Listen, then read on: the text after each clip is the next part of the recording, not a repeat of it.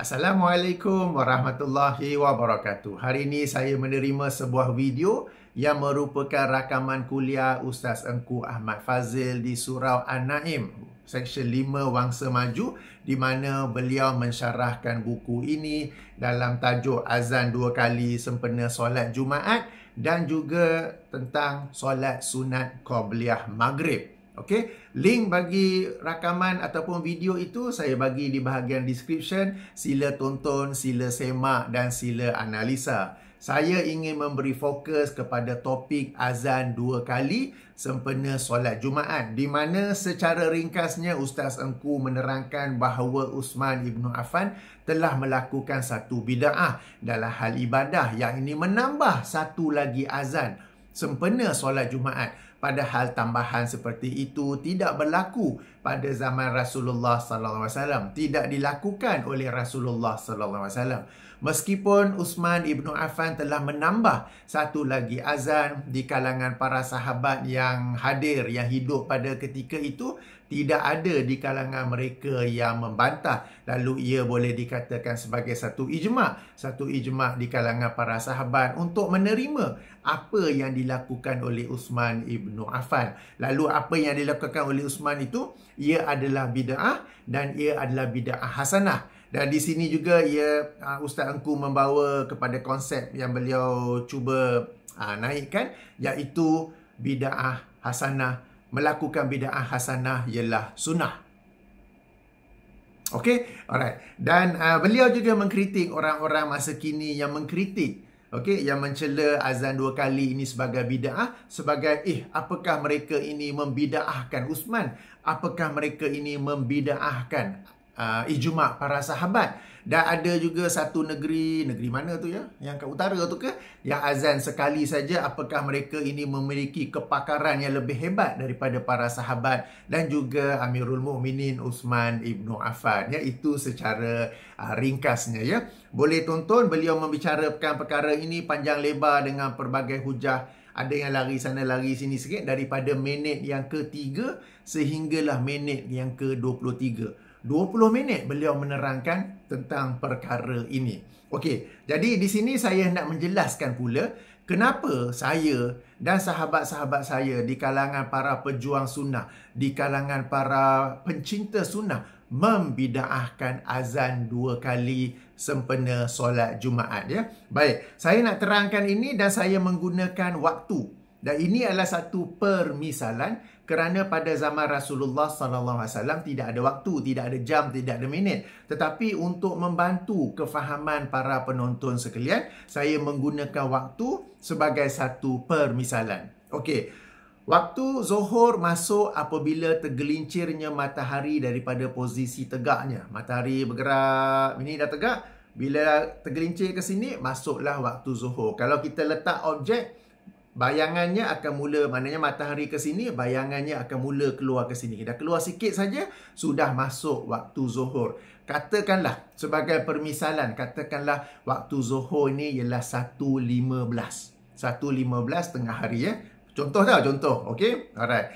Jadi pada zaman Rasulullah SAW dan juga Abu Bakar dan juga Umar Ibn Khattab radhiyallahu anhumar, apabila masuknya waktu Zuhur, yakni 1.15, mereka keluar, naik atas mimbar, memberi salam, kemudian duduk, memberi masa ataupun memberi peluang kepada muazzin untuk melaungkan azan.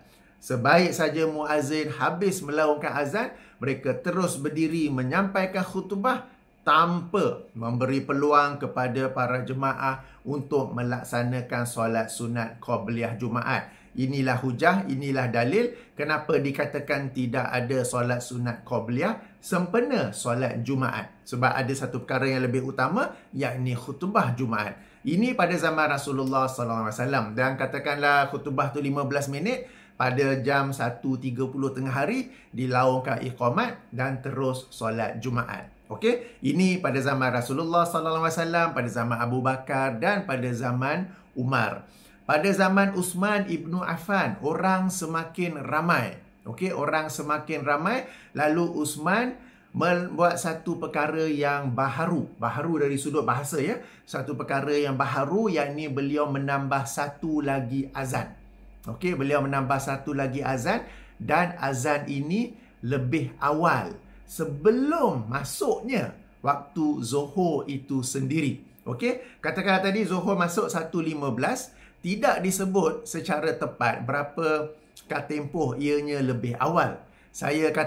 Mungkin saya katakan ia adalah 30 minit. Ini sebagai contoh ya, 30 minit. Jadi jika waktu Zuhur masuk 1.15, maka azan tambahan yang dilakukan oleh Uthman Ibn Affan adalah pada pukul 12.45 tengah hari sebelum masuk waktu Zuhur ya. Dan azan ni pula tidak dilaungkan di masjid. Tidak dilaungkan di atas bumbung masjid. Sebaliknya dilaungkan di satu tempat yang namakan Az-Zawra, yang dikatakan ia merupakan sebuah menara di Pasar Madinah atau berhampiran dengan Pasar Madinah. Tujuannya ialah supaya orang ramai yang sudah semakin ramai dan mereka ini sibuk berjual beli, berniaga di Pasar Madinah, mereka dengar azan tersebut, mereka tahu sudah pun menghampiri waktu solat Jumaat, maka mereka boleh tutup bisnes, tutup perniagaan, balik rumah, mandi wangi-wangi sempena hari Jumaat, pakai yang cantik dan datang ke masjid. Okey, ada tafsiran yang kedua mengatakan bahawa pada zaman itu mereka penduduk Madinah ni duduk jauh daripada Masjid Madinah. Lalu dilaungkan satu azan sebelum masuknya waktu Zuhur supaya mereka dapat bergerak awal untuk sampai ke masjid. Ini pandangan yang kedua. Cuma pandangan kedua ni saya tidak begitu setuju kerana dalam hadis Sahih Bukhari jelas disebut bahawa azan tambahan itu dilakukan di Az-Zawra yang terletak di Pasar Madinah. Sama ada di bangunan pasar itu sendiri atau berhampiran. Kalau betul mereka itu berada berjauhan, azan sepatutnya dilakukan di tempat-tempat yang berjauhan itu sebab pada zaman itu tidak ada mikrofon. Lalu kalau diazankan di Pasar Madinah saja, mereka yang duduk berjauhan tetap tidak akan dapat mendengarnya. Dan kenapa pula Uthman Ibn Affan memilih agar azan itu dilaungkan di Al-Zawra yang merupakan di Pasar Madinah itu sendiri atau berhampiran Pasar Madinah? Kerana dia ditujukan kepada orang yang sibuk, yang khusyuk berniaga, berurus niaga di pasar tersebut supaya mereka berhenti dan bersiap sedia untuk pergi ke masjid. Dan bukannya untuk orang yang duduk berjauhan, kerana mereka yang berjauhan itu tidak akan dapat mendengar azan itu ya. Jadi sekali lagi 12.45 tengah hari azan tambahan yang dilakukan, yang ditambah oleh Uthman Ibn Affan. Kemudian 1.15 khatib ataupun imam akan keluar, naik ke mimbar, Assalamualaikum dan duduk memberi ruang kepada muazzin untuk melaungkan azan. Azan dilaungkan dan sebaik saja azan habis, khutbah dimulakan dan katakan khutbah itu 15 minit, pada pukul 1.30 dilaungkan iqamat dan dilaksanakan solat Jumaat. Okey, jadi poin penting di sini, betul bahawa Uthman menambah satu lagi azan.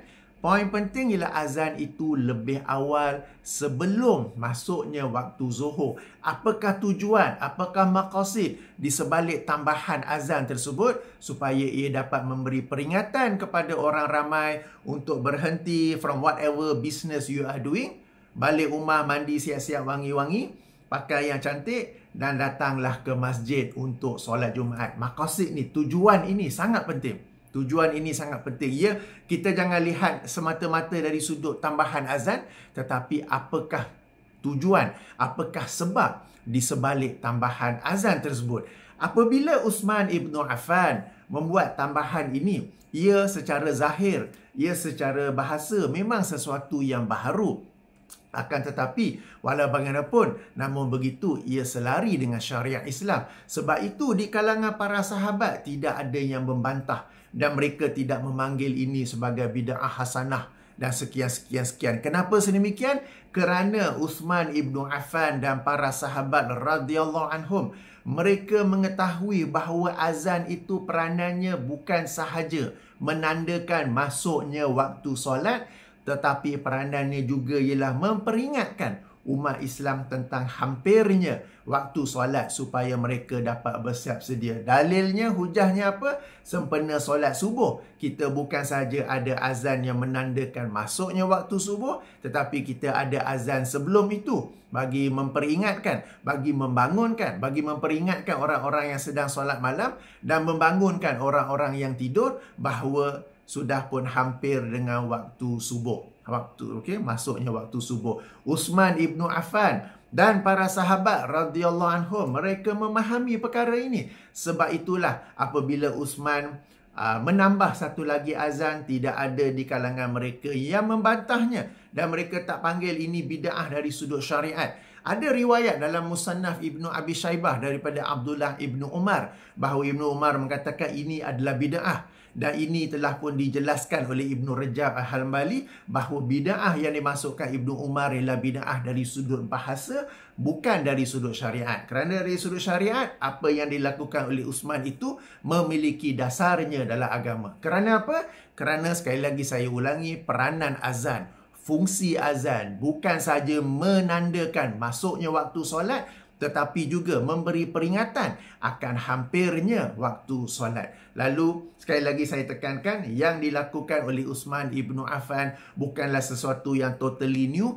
bukanlah perkara bid'ah dari sudut syariat. Ia mungkin bid'ah dari sudut bahasa, something new, tidak berlaku pada zaman Rasulullah, tetapi ia adalah sesuatu yang selari dengan syariat Islam. Okey, kalau dah saya kata macam tu, kok mana pula yang duk kata bid'ah ni? Okey, dengar baik-baik ya. Apabila saya dan para pencinta sunnah yang lain, para pencinta sunnah lah, dan para pencinta sunnah yang lain-lain mengatakan azan 2 kali itu ialah bid'ah, mereka bukan merujuk, saya dan mereka bukannya merujuk kepada azan pada zaman Uthman ibnu Affan, bukannya pada azan di negara-negara Arab yang lain, tetapi pada azan yang dilaksanakan di Malaysia. Bid'ah bukan terletak pada 2 azan itu. Bid'ah letak pada waktu pelaksanaan azan itu. Bezakan, bid'ah bukan letak pada azan yang 2 tu, tetapi pada waktu pelaksanaan azan. Kenapa pula sedemikian? Sama-sama kita tahu di Malaysia, apabila katakanlah solat Jumaat masuk pukul 1.15, tergelincirnya matahari 1.15, azan yang pertama. Kemudian dia beri tempoh masa untuk jemaah solat sunat Qobliyah Jumaat, azan, dan khatib pun keluar naik atas mimbar, Assalamualaikum, dia duduk, kemudian azan kedua. Selepas itu khutbahnya lebih kurang 15 minit, iqamat dan solat Jumaat. Azan yang maknanya 3 azan tu dia letak semuanya, ataupun lebih tepat 2 azan tu semuanya duduk selepas masuknya waktu zuhur. Padahal yang dilakukan oleh Uthman, yang para ulama lain pun berkata ini adalah boleh, ini adalah okey apa semua, yang mereka masukkan azan pertama itu sebelum masuknya waktu zuhur, bukan selepas masuk waktu zuhur. Dan adanya azan 2 ni bukan untuk bagi tempoh orang melaksanakan solat sunat Qobliyah Jumaat. Adanya azan yang satu lagi awal ni ialah untuk memberi peringatan kepada orang ramai agar mereka bersiap sedia datang ke masjid untuk solat Jumaat. Jadi di sini bezanya. Dan azan ini meskipun 2 kali, tujuan di sebalik penambahan azan itu, hikmah di sebalik azan itu, sebab di sebalik azan itu sudah tidak lagi tercapai. Kerana masa yang ada, yang ini solat sunnah Qobliyah tu, masa antara 2 azan tu lebih kurang 5 minit saja, ataupun mungkin 4 minit. Bagi orang yang baru terdengar azan tu, baru nak mandi sempena solat Jumaat ke, ataupun baru nak ambil wudu, baru nak pakai, baru nak bergerak ke masjid, nak cari parking lah, apa-apa semua tu, dia sudah terlewat, khutbah sudah pun dimulakan. Kita ni bukan nak orang sekadar hadir solat Jumaat, kita nak orang dengar khutbah Jumaat daripada awal. Jadi bid'ah tu letak pada waktu pelaksanaan waktu pelaksanaan azan itu yang sudah pun tidak menempati apa yang dilakukan oleh Uthman, dan tujuan, hikmah di sebalik pelaksanaan itu sendiri sudah hilang, sudah tidak lagi ada. Okey, jadi tuan-tuan dan puan-puan kena bezakan ya. Di kalangan para pencinta bid'ah, para pencinta bid'ah ni bukan celaan, ini satu pujian bagi mereka sebab mereka memang mencintai bid'ah dan mereka bertungkus lumus untuk membela bid'ah mereka itu. Mereka seolah-olah tak faham kenapa pula nak kata azan 2 kali di bid'ah. Bukankah itu Uthman yang buat? Bukankah para sahabat telah ijma' bersetuju dengan apa yang dilakukan oleh Uthman? Pandai-pandai dia orang ni nak membida'ahkan. Padahal yang dibida'ahkan itu ialah azan 2 kali yang berlaku di Malaysia sekarang ini berbeza dengan apa yang berlaku pada zaman Uthman Ibn Affan. Berbeza dengan apa yang berlaku di negara-negara Arab dan berbeza dengan apa yang disebut dalam kitab-kitab fiqh ketika mereka berkata it is okay to do azan 2 kali. Okey, jadi tuan-tuan dan puan, sekali lagi ya, nak saya ulang ke tak payah? Tak apa, saya nak ulang balik sebab kadang-kadang mesti ada orang yang tak faham juga ya. Jadi saya ulangi bahawa letaknya bid'ah pada azan sempena solat Jumaat itu bukanlah pada azan 2 kali tetapi pada waktu pelaksanaan azan. Yang sunnah yang dilakukan oleh Uthman Ibn Affan yang dipersetujui oleh para sahabat pada zaman beliau ialah tambahan azan itu lebih awal sebelum masuknya waktu zuhur.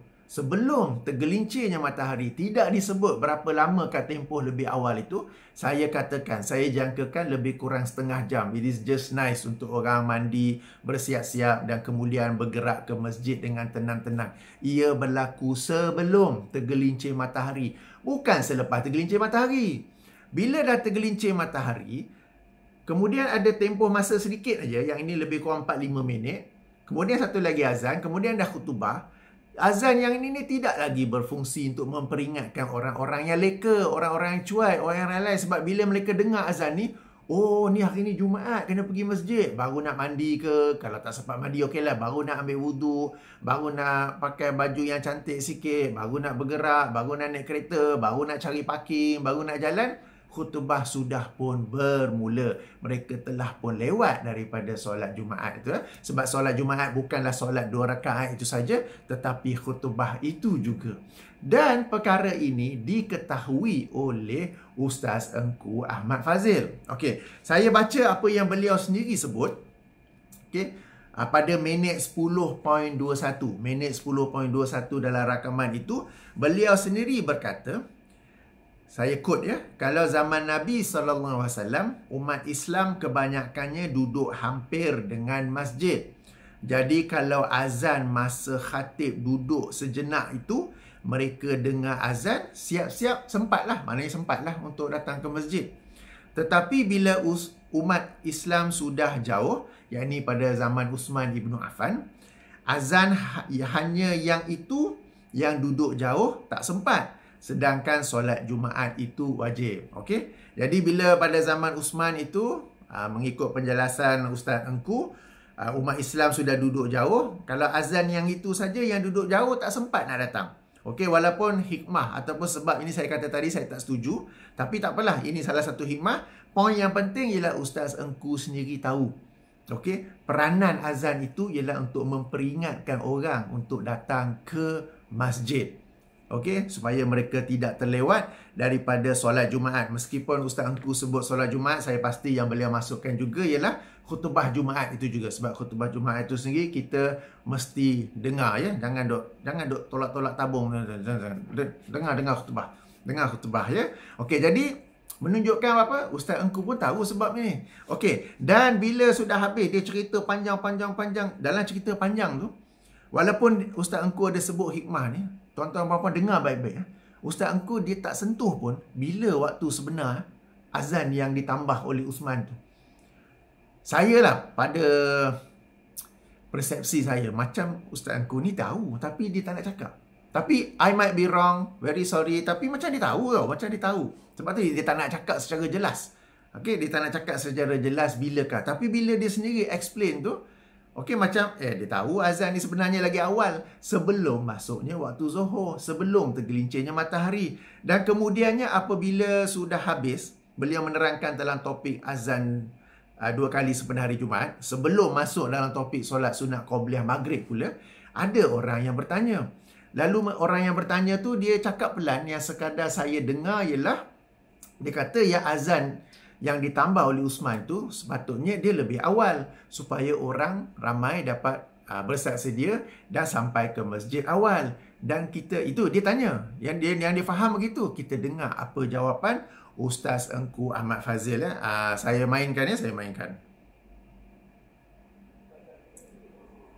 Ya, memang asalnya begitu. Memang asalnya zaman Sayyidina Osman tu azan pertama tu sebelum masuk waktu. Sebab tujuannya nak bagi tahu kepada orang yang duduk jauh dan dekat nak Jumaat. So tutup kedai, bersiap, sempat elok sampai. Dan Sayyidina Osman tu ikut Nabi. Ya. Baik. Wallahu a'lam. Saya bagi kuat sikit volume. Selesai tajuk tu. Silakan. Ya. Saya notis masa saya pergi Quran. Azan pertama. Ini soalan ni. Hari Jumaat ni sebelum masuk saya dah memang dia solat macam subuh tadi. Macam solat subuh lebih awal daripada waktu subuh itu sendiri. Ya, memang asalnya begitu. Memang asalnya zaman Sayyidina Osman tu azan pertama tu sebelum masuk waktu. Sebab tujuannya nak bagi tahu kepada orang yang duduk jauh dan dekat nak Jumaat. So tutup kedai, bersiap, sempat elok sampai untuk sembahyang Jumaat. Jadi yang kita lihat tu memang itu yang asal. Tapi tidaklah sampai mengatakan yang kita buat dia lambat. Tapi masih lagi sunnah daripada sudut sebelum daripada azan yang atas mimbar tu. Mana khatib atas mimbar azan. Sebelum daripada khatib atas mimbar tu sudah azan walaupun dah masuk waktu. Tapi kalau ikut yang asal dahulu yang dikatakan di Zawrah itu memang sebelum daripada masuk waktu. Wallah.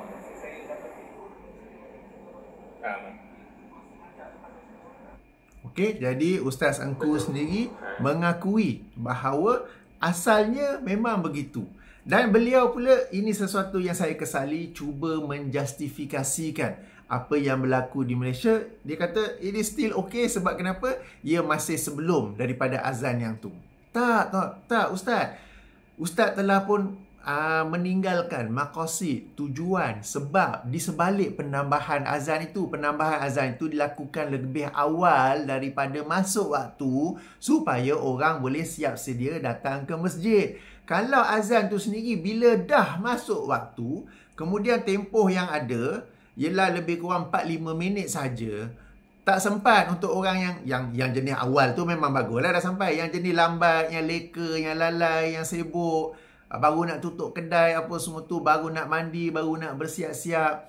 Tak sempat. Dia kalau dia sampai masjid, khutbah sudah pun bermula. Okey, jadi Ustaz Engku pun sendiri tahu tentang perkara ini. Dan inilah yang saya kesali kerana beliau pun dah kata, ya asalnya begitu, tetapi beliau cuba menjustifikasikan apa yang dilakukan di Malaysia ya. Padahal beliau peranan sebagai seorang ustaz, peranan sebagai seorang agamawan, bahkan tak silap saya AJK fatwa di salah sebuah negeri. Sepatutnya menerangkan kepada umat apa yang benar dan berusaha untuk menukarkan apa yang salah kepada apa yang benar. Bukan sekadar, ia masih lagi sebelum tu. No. Itulah ya. Okey. Kemudiannya Ustaz Engku pula menyebut, setelah itu boleh dengar rakaman tentang, okey. Sebahagian masjid, sebahagian surau, beliau kata, di tempat kita kadang-kadang dia bukan macam itu. Bukan azan yang lagi awal tu. Tapi dia bacakan ayat Quran di sebahagian masjid surau setengah jam sebelum masuk waktu. Allah Akbar. Ustaz, sudah ada sunnahnya daripada Usman. Sudah ada sunnahnya kerana itulah salah satu peranan azan. Anda sebagai ustaz, anda ceritalah kepada masyarakat, kepada Jabatan Agama Negeri, Majlis Agama Negeri untuk melaksanakannya. Bukan pula membuat satu bid'ah yang baru menggantikan satu sunnah yang lain, yang ini bid'ah memasang ataupun orang lain baca Al-Quran. Sebab perkara ini yang telah pun disuarakan sebelum ini, sebab ia membuat bising, mengganggu orang lain. Penggunaan speaker itu sendiri, tak silap saya, macam saya di Selangor, ada sendiri perintah daripada Sultan bahawa speaker hanya untuk azan. Jangan guna untuk tujuan lain. Okey, dan bila mengaji ni pula, orang yang dah sampai awal ke masjid, ke surau Jumaat, mereka yang nak baca surah Al-Kahf ke, mereka yang nak solat sunat mutlak ke, mereka nak berzikir ke, ia mengganggu orang yang sedang beribadah. Sebab sebagai orang, dia surah Kahf tu panjang.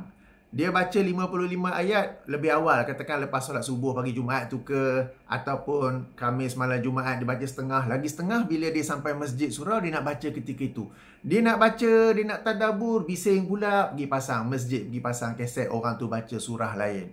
Okey, ataupun ada orang yang nak berzikir, ada orang yang nak memperbanyakkan selawat sepanjang hari Jumaat, ada orang yang nak solat sunat mutlak ke apa ke. Ianya diganggu oleh pasang kaset tu. So why are you recommending? Kenapa anda mengesyorkan sesuatu yang mengganggu, yang menyelisihi sunnah, padahal yang sunnah itu ada, yang ini azan lebih awal daripada masuknya waktu sebagai peringatan. Okay, alright. Yang akhir saya nak komen tentang sebuah negeri tu. Saya rasa negeri kat utara tu ha. Okay. Jadi pada minit 16.14 Ustaz Engku berkata, saya quote, yang berani azan satu kali tu, wallahu a'lam, apa tahap kepakaran mereka sehingga berani melanggar ijma' para sahabat. Okey, sebelum ini Ustaz Engku menerangkan bahawa para sahabat ijma' sukuti, ijma' bersetuju dengan tambahan azan yang dilakukan oleh Uthman ibn Affan. Lalu ada satu negeri tu, dia nak azan sekali saja. Apa kepakaran mereka untuk buat begitu sehingga berani melanggar ijma' para sahabat? Okey, di sini ada dua persoalan. Pertama, kalau kita nak azan sekali saja, apakah dikira melanggar ijma'? Ataupun sebenarnya dalam hal ini ada dua option, ada dua pilihan. Sama ada nak azan sekali ataupun azan dua kali. Dan mana yang sesuai, azan sekali ke dua kali, dilihat kepada tujuan tambahan azan tu, adakah perlu atau tidak pada zaman ini? Adakah diperlukan lagi atau tidak?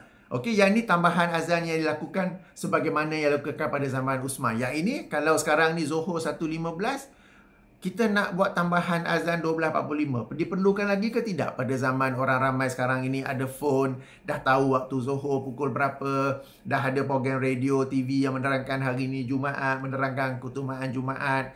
Kalau aplikasi dalam phone masing-masing pun ada waktu solat, dan kita boleh set reminder 15 minit ke setengah jam ke sebelum waktu solat tu. Kan ada kan? Saya punya app dalam phone ni adalah. Okey, tapi yang penting apakah kepakaran mereka tu? Tuan-tuan puan-puan, ayuh kita rujuk Kitab Al-Um. Kitab Al-Um karya Imam Muhammad bin Idris. Kenal tak? Lahir 150 Hijrah, wafat meninggal dunia tahun 204 Hijrah. Imam kita, Imam Syafi'i itu sendiri, okey, dalam Kitab Al-Um, dalam kitab kewajipan Jumaat, dalam bab waktu azan Jumaat, beliau menerangkanlah tentang azan Jumaat, matahari tergelincir, imam naik ke mimbar ataupun khatib naik ke mimbar, sekian.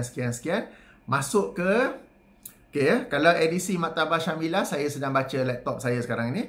Maktabah Syamilah, Kitab Al-Um, jilid 1, muka surat 224. Jilid 1, muka surat 224, dalam bab waktu azani lil jumu'ati. Okey, waktu azan bagi solat Jumaat. Baca bawah sikit, di situ beliau menerangkan, saya nukillah kata-kata beliau, waqad kana ata'un yunkiru an yakuna Uthmanu ahdasahu wa yaqulu ahdasahu Muawiyatu wallahu ta'ala a'lam. Dan dikatakan bahawa Ata' ni seorang tokoh tabi'in, Ata' bin Abi Rabah, wafat tahun 115 Hijrah, seorang tabi'in yang mengambil ilmu daripada para sahabat. Bahawa Ata' ni dia mengingkari bahawa Uthman lah orang pertama yang memulakan tambahan azan tersebut. Dan beliau berkata yang memulakannya ialah Muawiyah. Wallahu ta'ala alam, kata Imam Syafi'i. Seterusnya Imam Syafi'i berkata apa? Wa ayyuhuma kana fal amrul ladzi ala ahdi Rasulillah sallallahu alaihi wasallam ahabbu ilayya.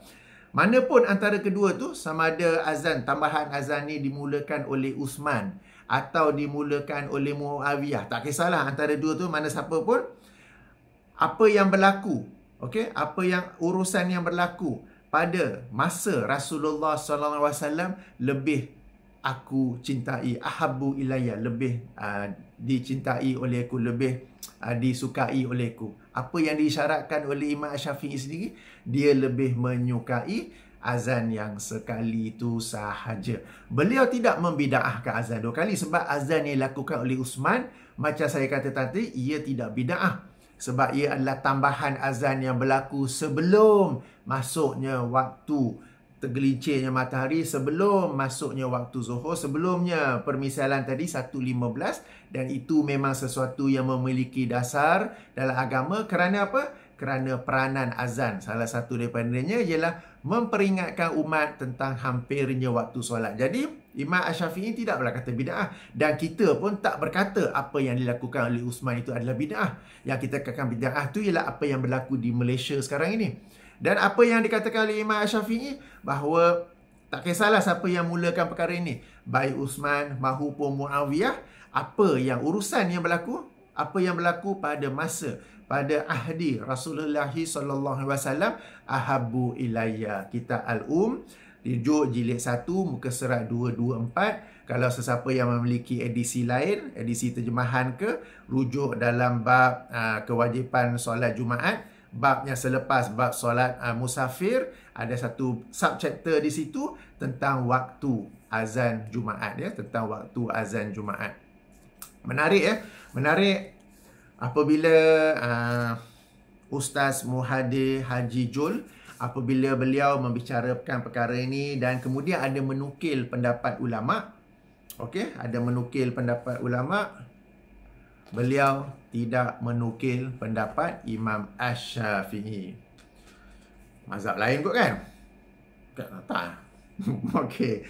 Dan kalaupun dinukilkan ni, pandangan para ulama di sini dinukilkan 2 pandangan lah. Syekh Zainuddin Al-Malibari dan juga pengarang kitab Al-Mawahib Al-Ladunniyah yang berkatakan it is okay untuk azan 2 kali ni. Azan 2 kali yang mereka masukkan tu bila? Tambahan azan tu, kan? Tambahan tu apakah bila sudah masuk waktu atau sebelum waktu? Demikian juga kalau kita baca kitab-kitab fiqh lain yang berkata boleh buat 2 azan sempena solat Jumaat, apakah ia merujuk kepada sebelum masuknya waktu atau bila sudah masuknya waktu? Okey, saya katakan ia merujuk kepada sebelum masuknya waktu, ya, sebab tambahan azan itu peranannya ialah untuk mengingatkan umat Islam akan hampirnya waktu solat Jumaat supaya mereka boleh berhenti segala urusan, segala perniagaan dan bersiap sedia untuk pergi solat Jumaat. Jadi kalau di Malaysia ni, tambahan azan itu, okay, nak buat 2 kali azan tak apa. Azan yang pertama itu sebelum masuknya waktu zuhur. Lebih kurang setengah jam, tak kisahlah. Setengah jam ke, 45 minit ke, 15 minit ke, asalkan sebelum itu. Dan azan yang kedua tu sebiji-sebiji apabila masuknya waktu zuhur. Ini mengikut pandangan jumhur dan juga pandangan dalam mazhab Asy-Syafi'i. Ada pandangan dalam mazhab Imam Ahmad bin Hanbal, boleh dilakukan azan sebelum tergelincirnya matahari supaya solat Jumaat itu sendiri dikerjakan apabila tergelincirnya matahari. Ini kaul, salah satu kaul daripada Imam Ahmad. Tetapi jumhur berkata apabila tergelincirnya matahari dilakukan azan, terus khutbah dan lepas tu iqamat dan juga solat. Kalau dilakukan sedemikian, we are okay, okay? Jadi moga-moga penjelasan saya ini dapat membantu kefahaman. Dan sedikit, ya, sebagai kesimpulan saja, sebagai kesimpulan, bid'ah azan 2 kali ini bukanlah terletak pada melaungkan azan 2 kali, tetapi pada waktu melaungkan azan tersebut, pada waktu pelaksanaan azan tersebut yang dilakukan oleh Uthman ibnu Affan dan yang disepakati oleh para sahabat radhiyallahu anhum, ialah tambahan azan yang dilakukan oleh Uthman itu ialah sebelum masuknya waktu zuhur, sebelum tergelincirnya matahari, atas tujuan, atas sebab supaya orang-orang di pasar Madinah itu dapat tutup bisnes, balik mandilah busuk kan kat pasar, pakai baju cantik-cantik, wangi-wangi sikit, tak minyak apa kan, dan datang ke masjid. Ia bukan setelah masuknya waktu, tetapi sebelum masuknya waktu. Itu yang pertama. Yang kedua, peranan ustaz, peranan ulama ialah membetulkan apa yang salah di sisi masyarakat. bukan menjustifikasikan apa yang salah di sisi masyarakat. Ini peranan ustaz, ini peranan ulama. Inilah ulama pewaris para nabi. Bukannya mereka lihat masyarakat kita buat sekian-sekian lalu mereka cuba berhujah, cuba berdalil untuk mengatakan bahawa apa yang masyarakat buat ni it is okay. Tak. Peranan ustaz, peranan ustazah, peranan agamawan, peranan ulama, peranan mufti ialah seandainya apa yang dilakukan oleh masyarakat itu ialah salah, mereka membetulkannya. Dan kalau ustaz, ulama, mufti cakap, umat pun dengar lah kan. Tak payah pilot cakap.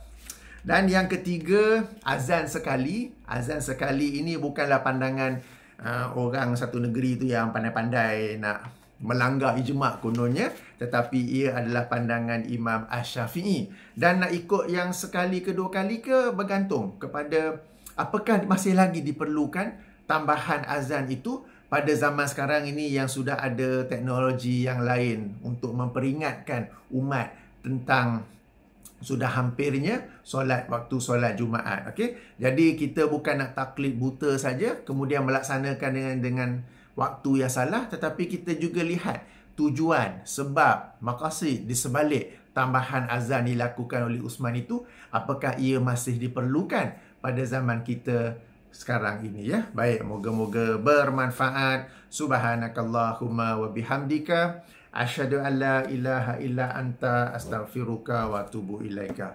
Bagi tuan-tuan dan puan-puan yang mahu penjelasan yang lebih mendalam tentang azan 2 kali hari Jumaat ini, ada saya jelaskan dalam buku saya ini 90 pelajaran tentang bid'ah.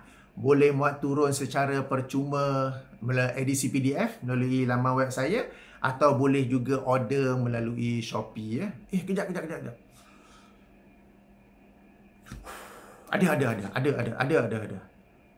Ada apa? Ada nombor SBN. Okay. Assalamualaikum warahmatullahi wabarakatuh.